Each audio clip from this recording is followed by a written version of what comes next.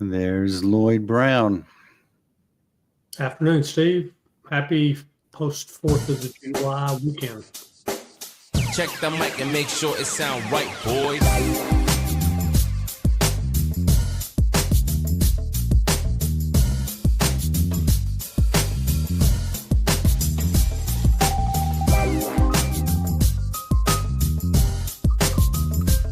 We had a little technical difficulty.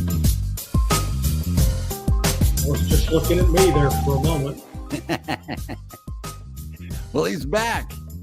He's back with why wells fail. Our favorite man from Refined Solutions, Lloyd Brown. How are you doing, Lloyd? You back from July 4th? You ready for showbiz? You roll with the punches, right? Absolutely. So today we got a good topic. Our topic, I'm playing with the music there. So the tortoise versus hare well production. That's Hare, not Hair, which where my head goes.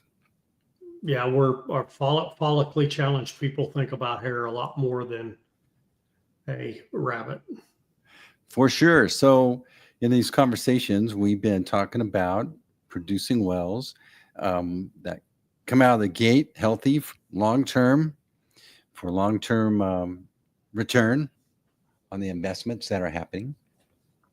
And so the tried and true way feels like a little bit like, hey, and this kind of worked on that pad. I think we'll try it again here.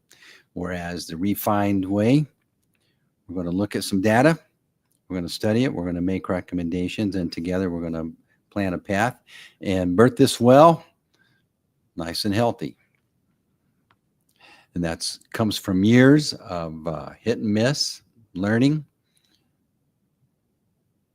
How'd you get there? Well, you know, it's funny. You can have a lot of data, and there's so much data out there. If you don't know what to do with it, if you don't have a method to measure, and tie the data, the analytics that you have to give you an idea of success or failure, and in this case, a well producing the most amount of recoverable hydrocarbon at the lowest overall total cost.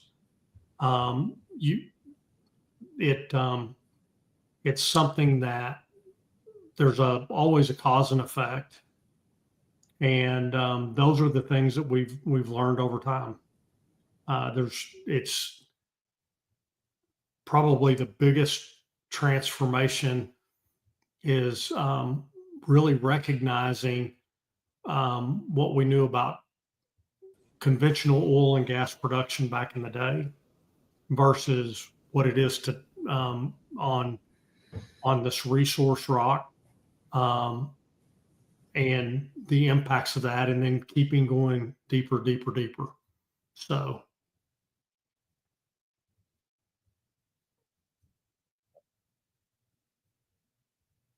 and I think you're having technical difficulties right now, Steve. It seems like it, but yet the show goes on. So these all this data exists, and now we're able to kind of consolidate it and start studying these geological formations better, and then creating the path going forward. When all this technical difficulty got me thrown off, but I was thinking of what my question you made me think of. I don't want to touch any of these buttons over here because I think it's conflicting. They gave a little warning, don't do this, but I think there's a couple other warnings they should have gave me. Sorry. So No worries.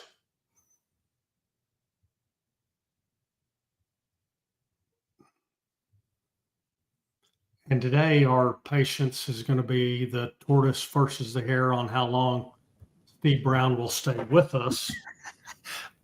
I didn't touch anything then.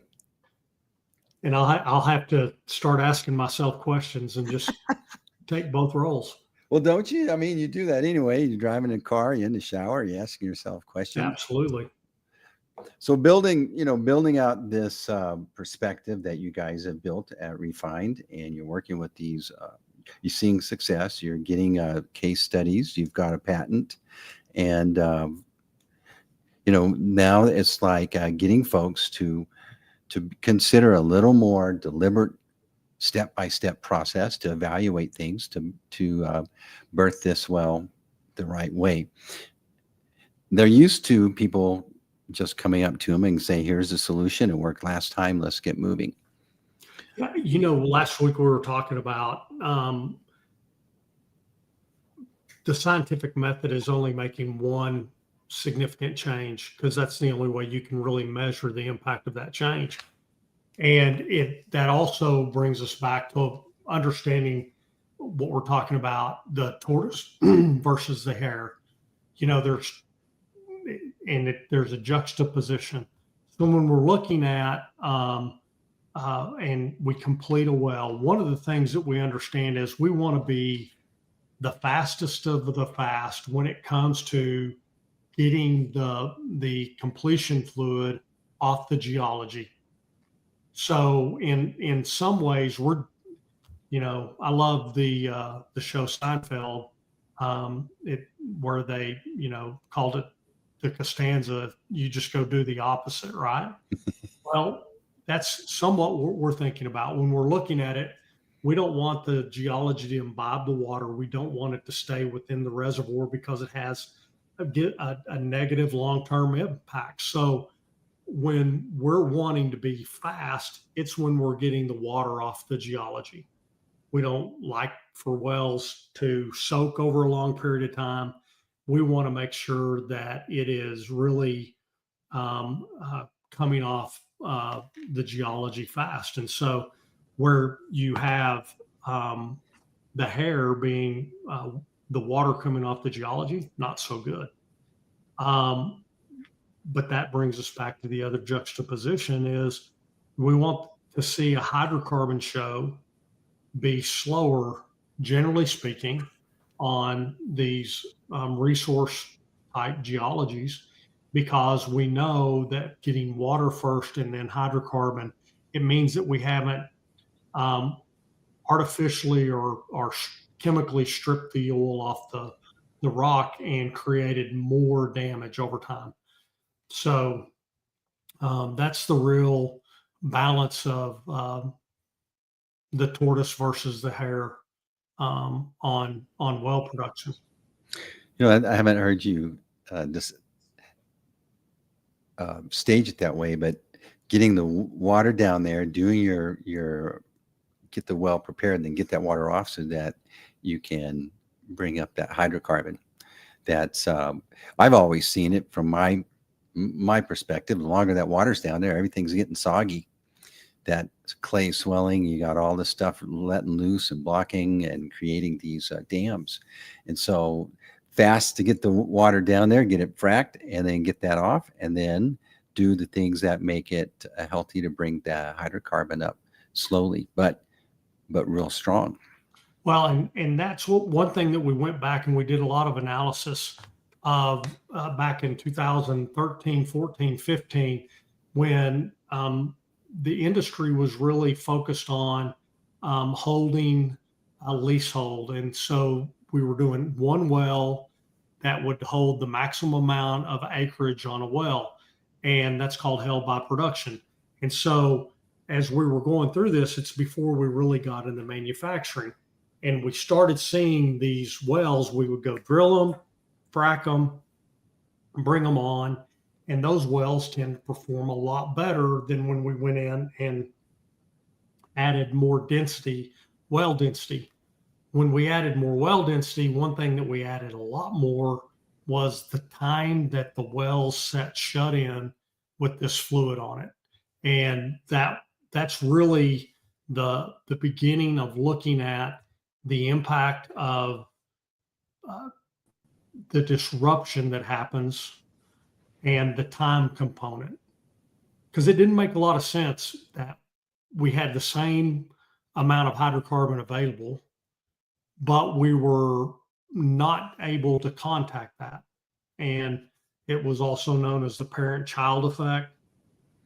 And when we're looking at that, it still holds true in some ways because pressure matters, but the timing, the amount of time that we leave the fluid on the rock, and that led us into understanding the ability to go from a place of disruption to a dynamic equilibrium and preserving the geology to allow it from, soaking, holding that water, and to your point, making a mud downhole, right? Yeah. Temperature, pressure. So the well density is the number of wells drilled on that pad, and yep.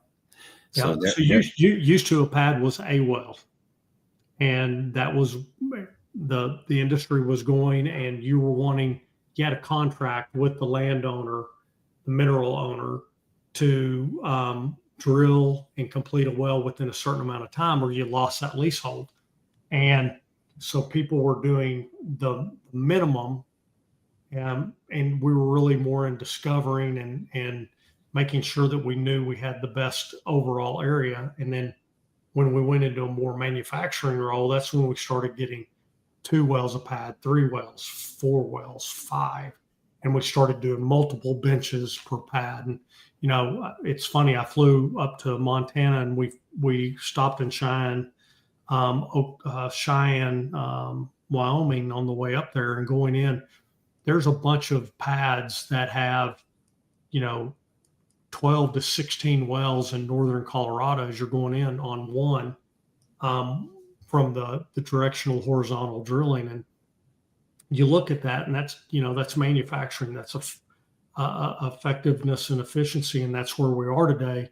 But there was a consequence to that, in the fact that it was slowing down the ability to bring wells on and get this fluid off.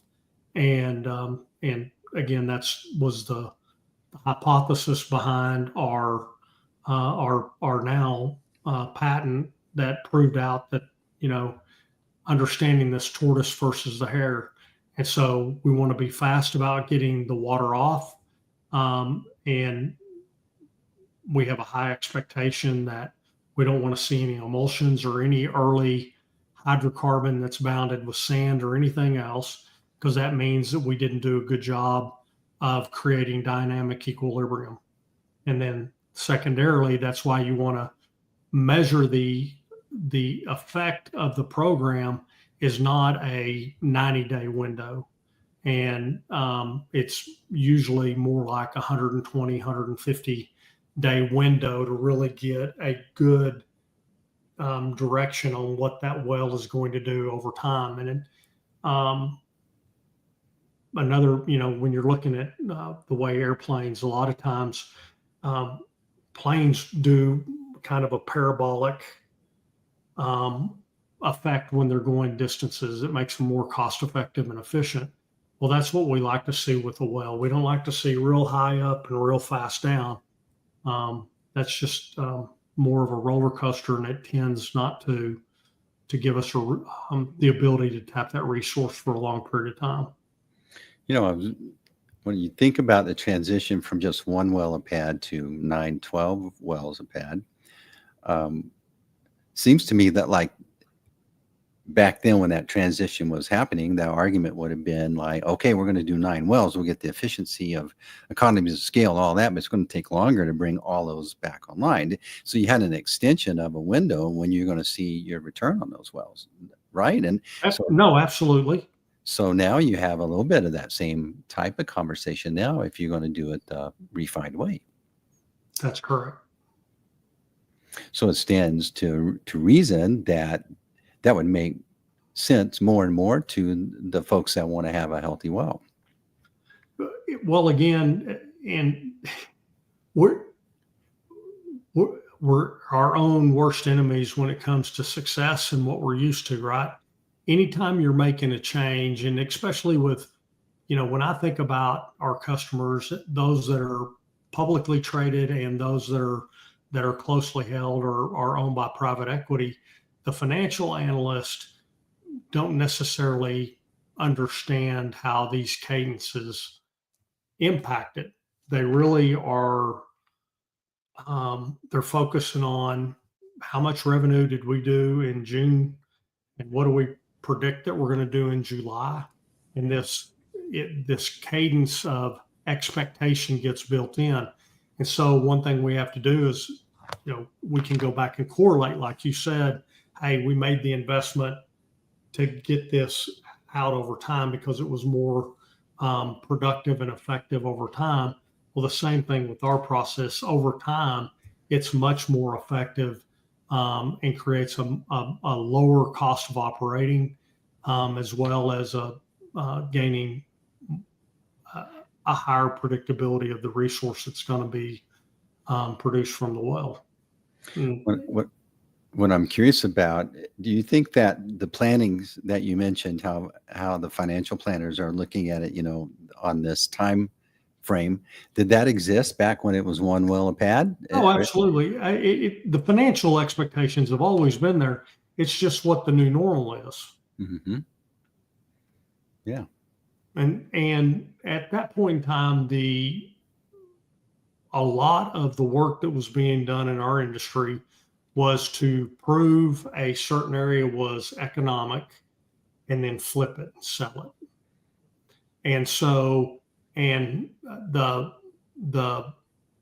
slow approach in that environment is not really looked at very well. Everybody was looking at what was called an IP, an initial production, the peak initial production, and they were paying multiples of that when they sold that acreage, and it was a whole different environment. And so there were actual processes and chemistries designed that were to give the greatest IP.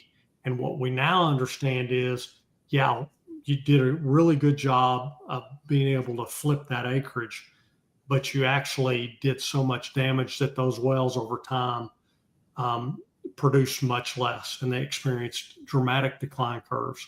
And so really coming into 2018, 2019, this fiscal discipline started happening. Companies started saying, hey, we're going to go to manufacturing processes. We're going to look at then returning capital to our shareholders, because there for a season, it was just keep buying more, spending more, develop more.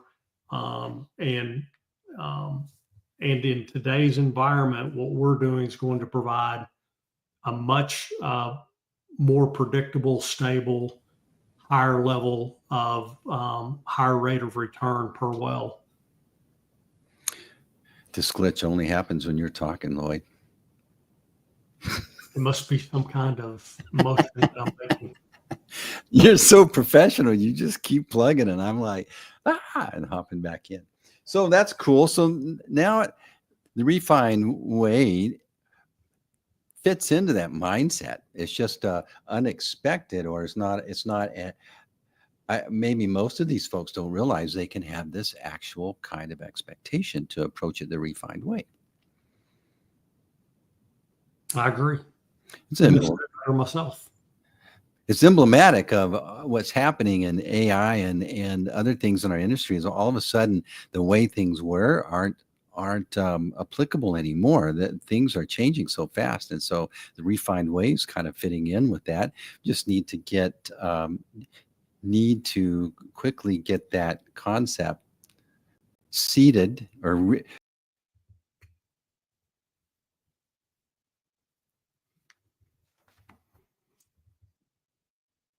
Yeah, I understand where you're going, Steve.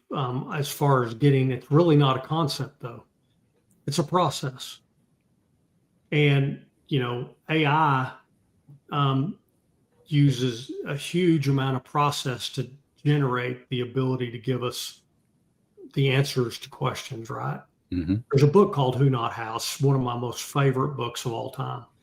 And AI has become a who for us in so many ways to understand how we do things, but also it it really gives us a path. But as you and I explored together when we've utilized it for refined, understanding how to ask the questions really drives the quality of the answer. And so it's the exact same thing when it comes to working with our customers. The quality of our questions and the amount of information that we gain from them, the ability to have data to do analytics on. And it's funny, it really goes back to asking great questions. Yeah. And Yeah. that's the key thing for us, is to ask great questions and then listen with intensely to see how we can help benefit and also educate towards what we're doing in our process. Well, I'm going to wrap up this episode and make it a little bit short since we're having so many technical difficulties. But brother, you're a champ. Just keep on plugging while While you just keep struggling on and off, Steve. So yeah, I don't know if I'm a champ or not. I'm just comfortable talking. All right. The one episode that we started over 100 times.